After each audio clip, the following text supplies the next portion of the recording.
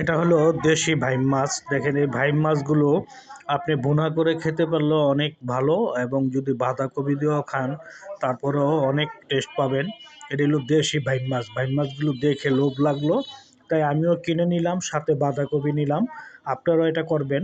ভাইম মাছ ভুনাও খেতে পারেন পেঁয়াজ দিয়ে, অথবা বাঁধাকপি দিয়ে এটা ভুনা করবেন। ভুনা করে পাক করে খাবেন, অনেক টেস্টি পাবেন। দেখেন ভাইম মাছগুলো একদম তাজা। এগুলো হলো দেশি ছোট ভাইম মাছ। এই ভাইম মাছগুলো অনেক স্বাদ। আমি অনেক আগে খেয়েছি, তো এখন বাজারে আসলাম, আমার চোখের সামনে পড়লো, তাই আমি কিনলাম। আপনাদেরকেও কেমন লাগলো এই ভাইম মাছের ভিডিওটা আমাকে একটু জানাবেন। জানালে আমি অনেক খুশি হব। আমাকে একটু কমেন্টস করেও জানাবেন। তবে মাছগুলো অনেক সুন্দর। আপনাদের জন্য এত কষ্ট করে ভিডিও করে ছাড়ি, আপনারা একটু দেখবেন। দেখেন মাছগুলো কি সুন্দর এবং তাজা। বাইম মাছ, দেশি বাইম মাছ, বাইম মাছগুলো অনেক সুন্দর।